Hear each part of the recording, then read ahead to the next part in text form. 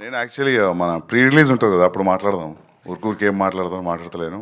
కానీ నేను సినిమా చూసిన అంటే నాకేమనిపించిందంటే ఈ ఫిలింలో ఆ క్యారెక్టర్ ఎట్లయితే చేసిండో అంత ఇన్నోసెంట్గా అది కష్టం అనిపిస్తుంది నాకు అట్లా యాక్టింగ్ చేయడం. అది చూస్తున్నప్పుడు అతని యాక్టింగ్, అమ్మాయి యాక్టింగ్, వీళ్ళ ఫ్రెండ్స్ యాక్టింగ్ అది సినిమాలా లేదు. అది మనం పక్క నుండి చూస్తున్నట్టు అనిపించింది నాకు. అది నేను కథ విన్నా, అసెంబుల్ కట్ చూసిన. ఒక్కరోజు షూటింగ్ పోలేదు, అసలు వాళ్ళని ఎప్పుడు డిస్టర్బ్ చేయలేదు. నాకు మైక్రో మేనేజ్మెంట్ ప్రాబ్లమ్స్ ఉన్నాయి, మళ్ళీ పోయి వాళ్ళని డిస్టర్బ్ చేస్తానని చేయలేదు. నేను కథ విన్నప్పుడు ఎంత నవ్వినో సినిమా చూసినప్పుడు అంతకంటే ఎక్కువ నవ్వినా. సూపర్ హిలేరియస్ రైడ్, అదైతే చెప్పగలుగుతా. ఇంకొంచెం ముందుకు పోయిన తర్వాత కొంచెం మాట్లాడదాం. యా, అండ్ ఫస్ట్ టైం మా భద్రకాళి ఫిలింకి క్లీన్ యూబై వస్తుంది. ఎప్పుడు ఏళ్ళు వచ్చేటి. సో ఎన్నిసార్లు ఫ్యామిలీతో రమ్మన్నా రాలేదు, ఈసారి అయితే రండి.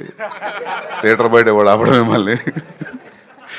సో యా, మ్యూజిక్ బాగుంది అండ్ టైం అసలు తెలియట్లేదు. మిక్సింగ్ ల్యాబ్లో చూసి నేను అరే అప్పుడే ఇంటర్వ్యూలు వచ్చిందా అనుకున్నా. అంటే ఇక మన సినిమా అందుకే అంటున్నా కదా, కొద్ది మెల్ల మాట్లాడదాం, ఎక్కువ డబ్బా కొట్టినట్టు ఉంటుంది. బట్ మీకు అందరూ నచ్చిందా ట్రైలర్ ఎట్లతో సినిమా అట్లే ఉంటుంది throughout. Ya, thank you. Okay, స్పిరిట్లో మీకు రోమాంచకం మూమెంట్ ఏంటి? స్పిరిట్లో ప్రభాస్ అన్నతో సినిమా చేయడమే రోమాంచక మూమెంట్. థ్యాంక్ యూ అండి, థ్యాంక్ యూ సో మచ్.